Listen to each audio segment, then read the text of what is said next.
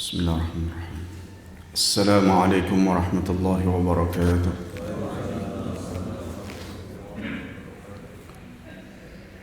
Alhamdulillah. Alhamdulillah rabbil alamin. Wa bihi nasta'inu ala umuri dunya waddin. Allahumma salli wa sallim ala sayyidina Muhammadin wa ala alihi wa sahbihi ajma'in. Subhanaka la ilma lana illa ma 'allamtana. Innaka antal alimul hakim. Rabbi shrah li sadri wa yassir li amri wahlul 'uqdatam min lisani yafqahu qawli. Amin. Amma ba'du. Hadirin jamaah Masjid Agung rahimakumullah yang saya hormati semuanya, dan semoga selalu dirahmati oleh Allah Ta'ala. Alhamdulillah, kembali di pagi hari ini Allah Subhanahu wa Ta'ala permudah langkah kaki kita untuk bisa hadir ke tempat ini, datang ke masjid ini. Semoga Allah Ta'ala terima amal ibadah kita semua, dan semoga Allah Ta'ala selalu mudahkan kita untuk mengerjakan amal-amal ketaatan, dan Allah Ta'ala jauhkan kita dari segala macam bentuk perbuatan dosa dan kemaksiatan. Amin ya rabbal alamin. Hadirin rahimakumullah, melanjutkan kajian kita dari kitab Nasaihud Diniyah wal Wasaya al-Imaniyah, kitab yang berisikan tentang nasihat-nasihat keagamaan dan pesan-pesan ketakwaan, sampai kepada penjelasan yang kemarin oleh sang penyusun kitab Al-Imam Abdullah bin Alawi Al-Haddad radhiyallahu ta'ala anhu. Beliau menerangkan tentang bagaimana adab-adabnya berzikir dan pentingnya kita itu melazimi menjaga diri kita, baik itu hati ataupun lisan kita, untuk menjaga zikir ini ada di dalam keseharian kita. Dan bahkan terakhir yang kita baca kemarin, setan itu dia akan datang masuk ke hati seorang hamba bila ia dalam keadaan lalai daripada berzikir atau mengingat Allah. Dan Nabi memberikan wasiat kepada sahabatnya ketika meminta wasiat, karena sahabat sudah mengetahui banyak dari perkara syariat, maka ia minta wasiat kepada Nabi SAW agar dengan wasiat itu ia berpegang teguh dan ia jalani sampai akhir hayatnya. Maka Nabi memberikan wasiatnya yang luar biasa, yaitu apa? Beliau berkata, la yazalu lisanuka radban min dzikrillah. Jadilah engkau yang lisanmu itu selalu basah mengingat Allah. Maka ini perkara yang paling baik. Kemudian kita lanjutkan pembahasan kita. Wa qala radhiyallahu anhu wa qad 'adda al-ulama'u rahimahumullah min fadailidz dzikri wa arjahiyatihi 'ala ghairihi min al-a'mali shalihah. Dan bahwasanya para ulama sudah menghitung, para ulama ini sudah menghitung daripada kemuliaan dan keutamaan berzikir yang mengungguli di atas amal-amal soleh yang lain.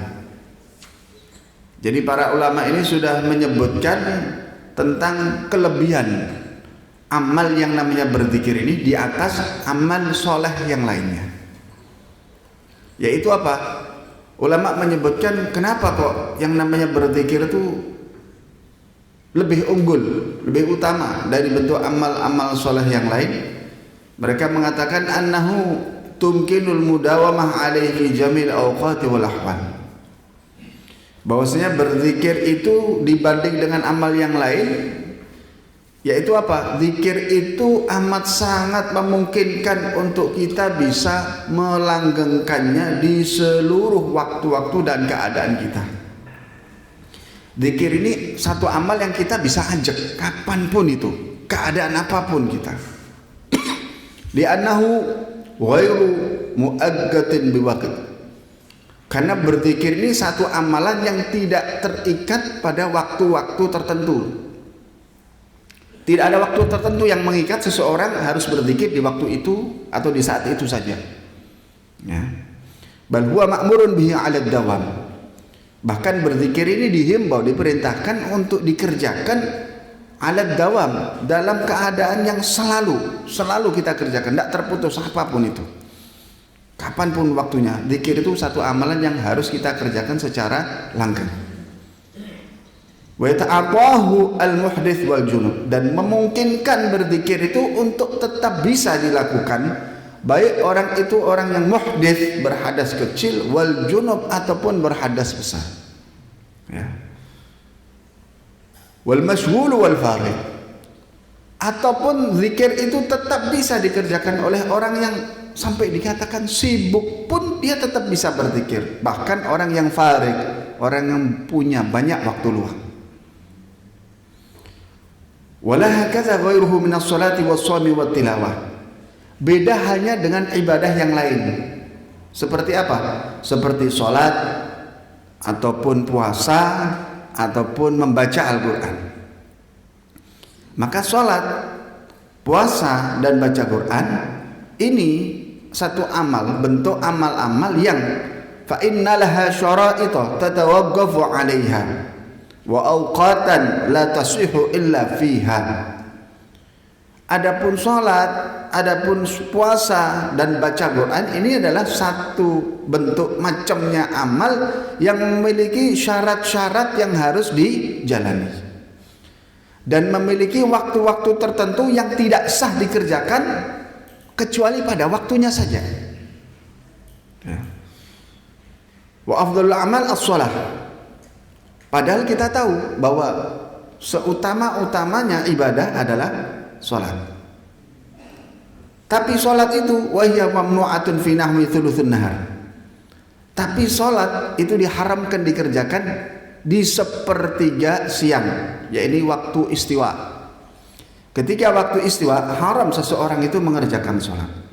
Ya, ini waktu ketika tepat matahari ada di atas kepala sehingga tidak tampak bayangan pada seseorang. Tidak tampak bayangannya. Tidak ada tampak bayangan yang ada di sisi kanan atau sisi kiri seseorang. Itu waktu istiwa, tepat di atas kepala. Kalau sekarang waktu istiwa itu kira-kira mungkin jam 11:30 mungkin ya. Di situ walaupun sholat itu bentuk amal yang utama, tapi ada saat-saat di mana sholat itu diharamkan untuk dikerjakan. Kemudian bagaimana? Thuluthun nahar, awal daripada siang. Kapan thuluthun nahar itu? Thuluthun nahar itu ba'da sholati subuh, setelah sholat subuh sampai irtifa'u syams ila qadri rumhin. Diharamkan sholat ketika setelah sholat subuh sampai matahari itu terbit setinggi penggalah. Kira-kira setelah terbit matahari 16 menit. Mulai dari setelah sholat subuh sampai terbit matahari 16 menit itu adalah waktu yang dilarang seseorang untuk mengerjakan sholat. Seperti saat ini. Ini waktu kita dilarang sholat. Ini waktu ketika terbit matahari sampai saat terbit lebih 16 menit. Setelah itu baru masuk waktu sholat duha. Ini kita tidak boleh sholat. Pun begitu pula kata beliau, min ba'di sholati subhi ila irtifa'i syams. Ketika matahari terbit sampai setinggi penggalah. Min ba'di sholatil asri ila al-ghurub. Pun ketika waktu istiwa tadi sudah kita sebutkan, dan ketika setelah sholat asar sampai tenggelamnya matahari. Ini waktu-waktu yang dilarang bagi seseorang untuk mengerjakan sholat. Ada 5 waktu dilarang seseorang mengerjakan sholat. 3 yang berhubungan dengan waktu, 2 yang berhubungan dengan perbuatan. 3 yang berhubungan dengan waktu yaitu apa? Sejak matahari terbit hingga setinggi tombak, setinggi penggalah. Ini jarak antara 16 menit setelah terbit matahari. Ini waktu yang diharamkan sholat. Yang kedua, waktu istiwa. Saat matahari itu berada tepat di atas kepala seseorang. Sampai zawal, sampai datang waktu duhur, sampai matahari itu tergelincir ke arah barat, yang menandakan masuk waktu duhur. Nah, ketika istiwa tidak boleh sholat. Kemudian ketika matahari itu isfirar, ketika matahari itu warnanya sudah menguning hingga ghurub, sampai tenggelamnya matahari. Ini waktu-waktu dilarang sholat. Kemudian dua yang berhubungan dengan perbuatan, yaitu apa? Setelah sholat subuh dan setelah sholat asar. Tidak boleh orang mengerjakan sholat setelah sholat subuh dan setelah sholat asar. Nah, ini beliau menjelaskan begitulah sholat. Walaupun ibadah sholat itu adalah ibadah yang paling utama, tapi ada batasan waktu. Ya, tidak semua waktu boleh seseorang untuk mengerjakan sholat. Beda dengan berzikir. Kemudian wassaum, kemudian puasa. Bagaimana dengan puasa? Mamnu'un illa fin nahar. Puasa itu adalah ibadah yang tidak boleh dikerjakan kecuali hanya di siang hari sampai tenggelamnya matahari. Tidak ada puasa malam. Begitu pula amal yang lain, wa qiraatul Qur'an Karim. Begitu pula membaca Al-Qur'an.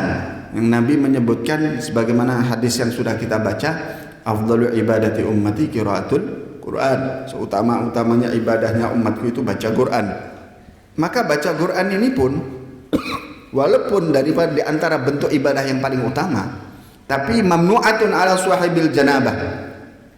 Tapi baca Quran dilarang.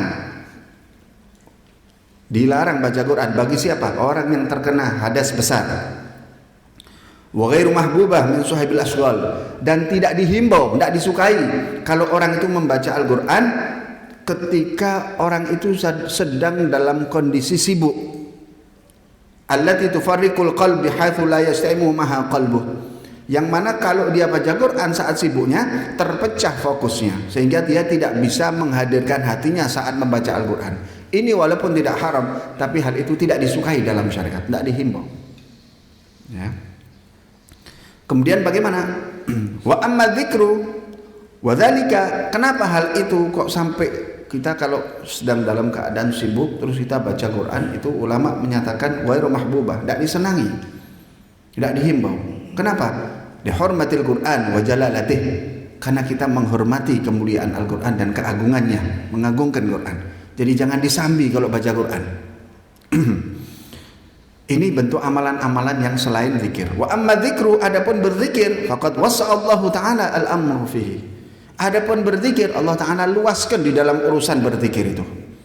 Rahmatan li ibadihi wa minnatan alaihim. Karena rahmatnya Allah dan karunia yang Allah berikan kepada hamba, sehingga kita diberikan satu amalan yang namanya berzikir. Jadi luas, berzikir ini lebih, apa istilahnya, lebih elastis, lebih enak, lebih ya, fleksibel. Nah, lebih fleksibel dibanding amal-amal yang hebat tadi. Fa fadhala dzikru min hadhil haitsiyat wa ghairuhu min al-amal. Maka dari sisi inilah amalan yang namanya berzikir mengungguli amal-amal yang lain. Wa in kana li ba'dhiha fadlun 'alaihi min haitsiyatin ukhra. Walaupun amal-amal yang lain punya keunggulan di sisi yang lainnya, tapi satu sisi amal berzikir juga punya kelebihan yang tidak dimiliki oleh amal-amal yang lain. Famin khususiyati dzikri, kemudian beliau menerangkan, dan termasuk di antara kekhususan daripada berzikir itu khifatul mu'nah fihi, tidak membutuhkan banyak biaya dan usaha. Ma'afadrihi, padahal keutamaannya sangat besar. Tidak butuh biaya, Anda tidak butuh uang untuk berzikir. Ya, sehingga ada ulama mengatakan zikir ini lebih afdal dilakukan, memperbanyak berzikir itu lebih utama dilakukan oleh orang-orang yang fakir karena kefakirannya. Dan berderma dengan harta adalah amal yang lebih baik dilakukan oleh orang-orang yang kaya karena kekayaannya. Jadi satu sisi zikir ini amal yang tidak pakai modal. Buat orang-orang yang tidak punya harta, maka perbanyak berzikir, karena dari situ nanti dia bisa mengungguli orang-orang yang berharta. Ia bisa menyamai amalnya orang-orang yang berharta, berderma dengan hartanya. Wa annahu yumkinul mudawamah alaih. Kembali lagi beliau menerangkan, dan berzikir itu pertama amal yang tidak pakai capek usaha atau biaya, dan kita bisa ajak terus mengerjakannya kapanpun. Hatta innahu yanbaghi liman yakuna ala halatin yukrahu lahu fiha ayatkurallahu bilisanih, sampai-sampai ketika Ada satu keadaan yang kita ini tidak diperkenankan berzikir dengan lisan kita. Seperti apa?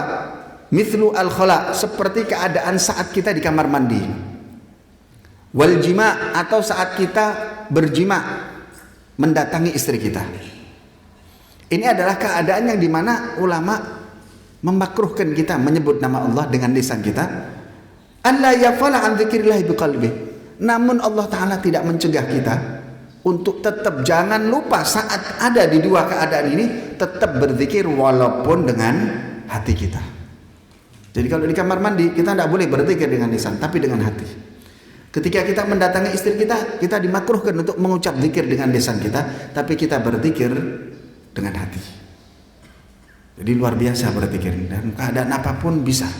Kadzalika qala al-ulama'u billahi rahmahullah. Begitulah yang dikatakan oleh para alim ulama, semoga Allah merahmati mereka. Fala tazal. Nah, di sini beliau nasihati kita. Maka wahai saudaraku rahimakallah, maka engkau wahai saudaraku selalulah engkau zakiran, jadi orang yang keadaannya selalu ingat Allah. Wa in kunta shani'an, walaupun engkau itu adalah shani'an, orang yang memiliki usaha pekerjaan, muhtarifan, orang yang memiliki satu kerajinan, ini punya satu usaha, punya satu perbuatan di dalam mencari nafkah. Mulabisan bisya'in min syughali dunia, engkau sedang sibuk dengan kesibukan duniamu, selalulah falazimi dzikri, tetap kau lazimi berzikir itu. Ma'adzalika biqalbika, walaupun hal itu kau lakukan hanya dengan hatimu. Wabilisanika, ataupun kalau engkau masih bisa dengan lisanmu, hasabal imkan, lakukan hal itu sesuai dengan kemampuanmu. Mana yang paling memungkinkan untuk kau lakukan itu. Berzikir dengan hati dan lisanmu. Ya, walaupun engkau dalam keadaan sibuk, walaupun engkau dalam keadaan bekerja. Kalau orang dulu ya sambil bekerja, yang jadi tukang sambil bekerja dia baca zikir, dia berzikir. Ya. Sebagaimana ceritanya sahabat itu ketika mereka membangun masjid, mereka itu berzikir, baca zikir. Para ulama itu mereka dulu kalau deplok kopi ya berzikir sambil berzikir. Nah, jadi kapanpun itu bisa. Kata beliau, walaupun kau sedang sibuk dengan pekerjaan, baca zikir. Wa in dzakarta Allah Ta'ala fi sirrika. Nah, sekarang bagaimana penjelasan tentang cara berzikir? Kata beliau, jika engkau itu berzikir mengingat Allah fi sirrika, di dalam kesendirianmu, tidak ada yang tahu. Bihaitsu tusmi'u nafsah, sekiranya yang cuma dengar bacaanmu itu dirimu sendiri, orang lain tidak ada yang tahu. Berarti itu berzikir di dalam kesendirianmu. Kata beliau, faqad asabta, pun engkau sudah berbuat hal yang benar. Wa ahsanta, dan engkau telah berbuat hal yang baik. Orang berzikir dalam kesendiriannya, kanan kirinya tidak ada yang tahu, siapapun tidak ada yang tahu kalau kita sedang berzikir, berarti kita zikir secara sir, secara rahasia, zikir secara sembunyi-sembunyi, karena tidak ada yang tahu selain diri kita sendiri. Kata Imam Haddad, laqad asabta wa ahsanta, engkau telah berbuat hal yang benar dan engkau telah berbuat hal yang sangat baik. Nabi SAW bersabda, khairul dzikri al-khafi, sebaik-baik berzikir itu adalah zikir yang zikir yang khafi, yang samar, yang tidak terdengar siapapun. Wa khairul rizq ma yakfi, kata Rasulullah, dan sebaik-baik rezeki adalah rezeki itu adalah yang mencukupi. Itu kata Nabi. Dalam ayat yang lain Allah Ta'ala berfirman, wadhkur rabbaka fi nafsika tadarruan wa khifatan dunal jahri minal qaul, dan berzikirlah engkau, mengingatlah engkau kepada Tuhanmu pada dirimu sendiri, tadarruan, dalam kau rendahkan dirimu kepada Allah, bertadarru', wa khifatan, dan kau samarkan bacaan zikirmu, dunal jahri, tanpa kau mengeraskannya, bil qauli, dengan ucapanmu, bil ghudwi wal asal, lakukan itu baik di pagi ataupun di petang hari. Wala takun minal ghafilin, dan jangan kau jadi kelompok orang-orang yang lalai berzikir mengingat Allah. Ini dalil bukti bahwa seseorang itu boleh berzikir dengan cara sir, lirih tanpa suara. Kemudian beliau mengatakan wa in jaharta bidzikri, dan bila engkau itu berzikir dengan jahar, terang-terangan, mengeraskan suaramu, ma'al ikhlasi lillahi fihi, namun kau iringi dengan ikhlas saat kau berzikir kepada Allah. Berzikir, mengeraskan suara. Kita keraskan suara kita, namanya jahar. Jahar itu mengeraskan suara. Tapi kau ikhlas saat berzikir tadi, yang pertama. Yang kedua, walam tushawwis bisababi dzalika ala musallin wala qari', dan engkau saat berzikir dengan mengeraskan suaramu itu engkau tidak mengganggu orang yang sedang sholat atau orang yang sedang membaca Al-Qur'an, ya, bihaitsu takhlitu alaihi salatu wa qira'atuh, sehingga orang tadi yang sholat tidak sampai keliru bacaannya, dan orang yang ngaji tidak sampai kacau bacaan Qur'annya. Aman dari hal itu. Fala ba'sa bil jahr, maka tidak apa-apa juga engkau berzikir dengan cara jahar, dikeraskan. Fala muni'a minhu bal huwa mustahabun, maka hal itu tidak boleh dicegah. Orang berzikir dengan keras boleh, tidak boleh dilarang. Siapa yang melarang orang berzikir dengan keras? Ya, kalau ia memenuhi syaratnya, tidak ganggu orang lain yang sholat atau orang sedang baca Quran. Fala ba'sa wala muni'a, tidak apa-apa dan tidak boleh dilarang, kata beliau. Bal huwa mustahabun wa mahbubun, bahkan berzikir dengan zikir yang keras ini mustahabun, dihimbau, wa mahbubun, dan dicintai, disenangi. Jadi bagaimana? Zikir itu ada dua, dengan samar-samar, pelan-pelan, sir, rahasia, atau dengan terang-terangan dan mengeraskan suara. Dua-duanya baik, dua-duanya bagus. Ya. Fa in kana, kemudian beliau menjelaskan lagi, wa in kana dzalika ma'a jama'atin ijtama'u li dzikrillah, dan bila engkau itu ada orang itu berzikir tapi ma'a jama'atin, berzikir tapi bersama jamaah, ia tidak sendiri, bersama orang-orang lain, bareng-bareng zikir, kayak sholat berjamaah, ya. Ijtama'u li dzikrillah, mereka berkumpul untuk berzikir kepada Allah. Ala wafqi ma dzakarnahu, dengan syarat-syarat yang sudah kami sebutkan tadi sebelumnya. Apa itu? Minal ikhlas, zikir bareng sama-sama, dengarkan suaranya, tapi dengan syarat apa? Dia ikhlas melakukan hal itu semua, bukan niat pamer. Wa adamit tashwis, dan tidak mengganggu orang yang sedang sholat di situ atau orang yang membaca Al-Qur'an dan yang semisalnya. Fadzalika, maka berzikir dengan berjamaah ini mandubun, disunnahkan, ilaihi wa muraghabun, dan dihimbau buat kita melakukannya. Wa qad waradat bi fadlihil akhbar, karena telah datang hadis yang menyebutkan tentang himbauan dan keutamaan orang yang berzikir berjamaah. Ada hadisnya, ya. Jadi berzikir berjamaah itu bukan perkara yang bid'ah, hal yang tidak ada tuntunannya.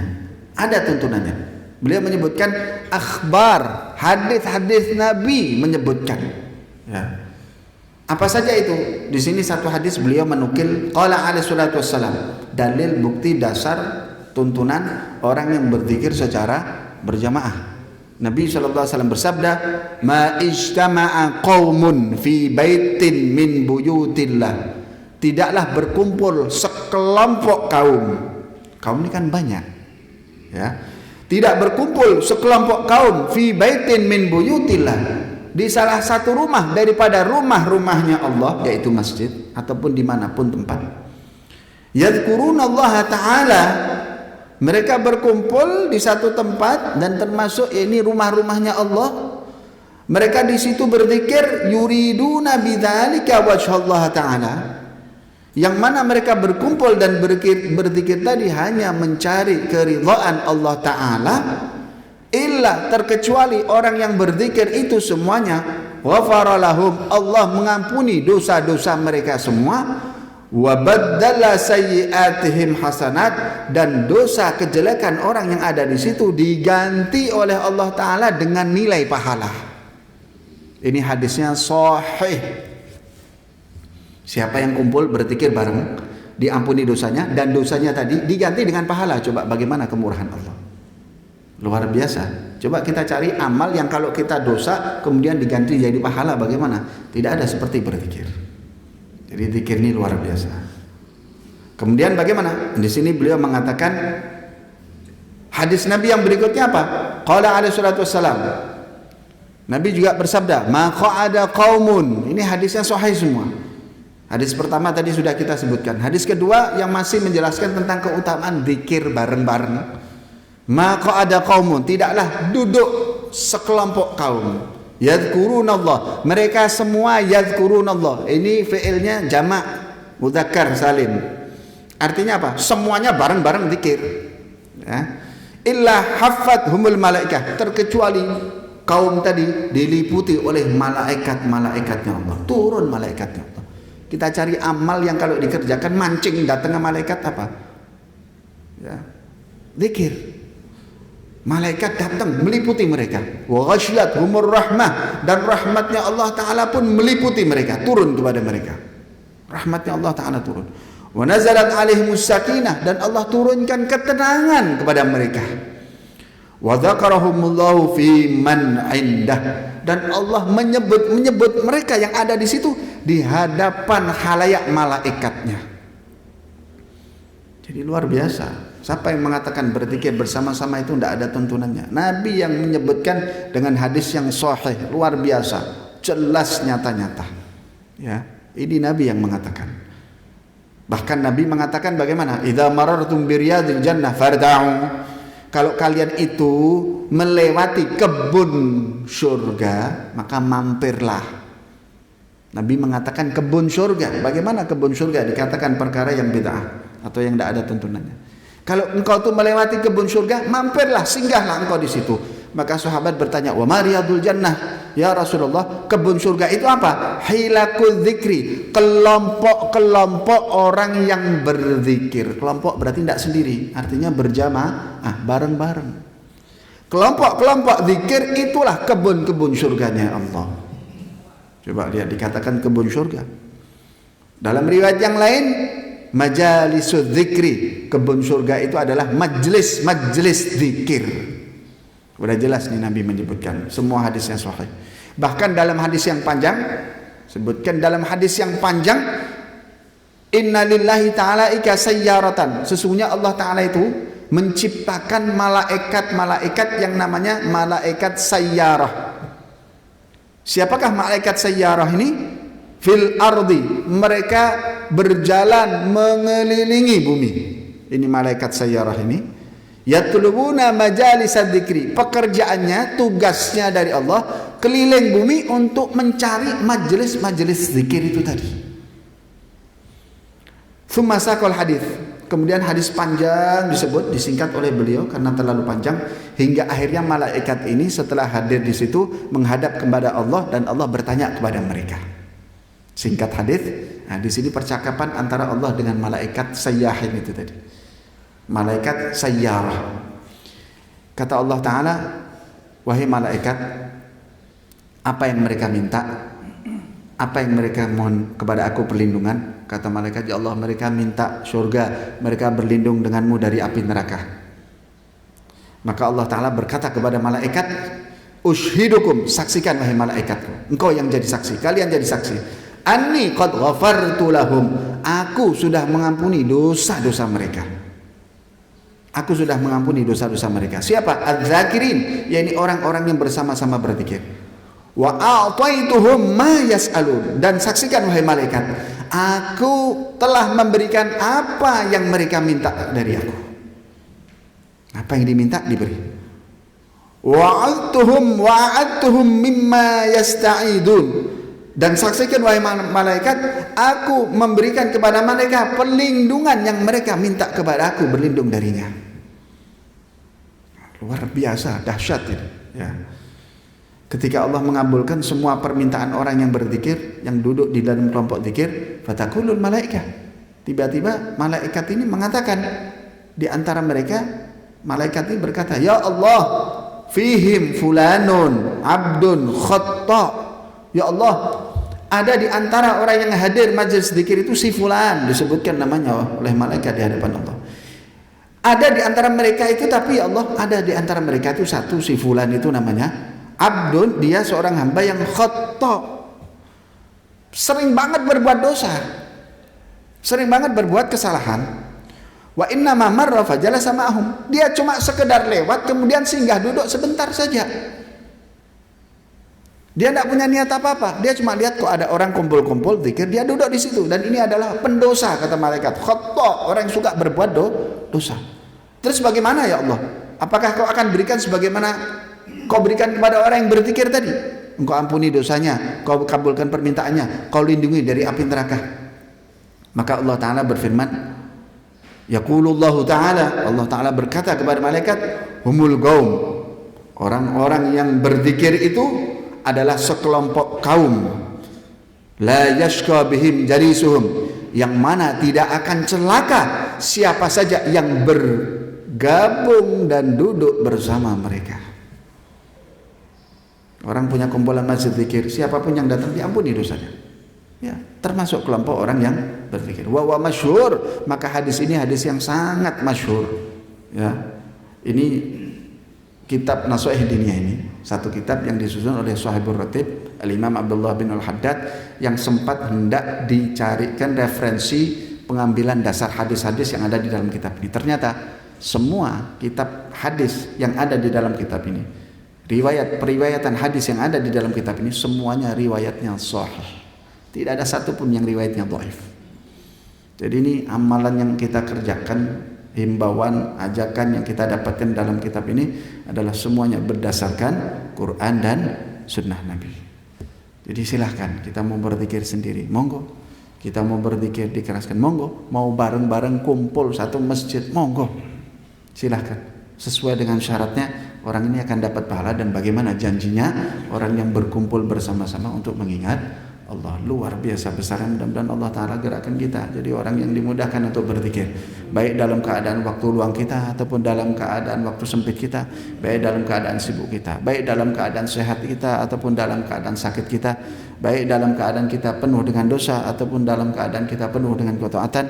Semoga Allah Ta'ala tetap berikan kekuatan kepada kita untuk mudah berzikir kepada Allah Ta'ala, dan semoga Allah Ta'ala berikan kepada kita janji-janjinya sebagaimana yang Allah berikan kepada orang-orang yang berzikir kepada Allah Ta'ala. Amin ya rabbal alamin. Mungkin ini yang bisa kita bacakan. Insyaallah penjelasan berikutnya kita akan lanjutkan di pertemuan Kamis depan insyaallah. Wassallallahu ala sayyidina Muhammadin wa ala alihi wa sahbihi wasallam. Walhamdulillahi rabbil alamin. Wassalamualaikum warahmatullahi wabarakatuh.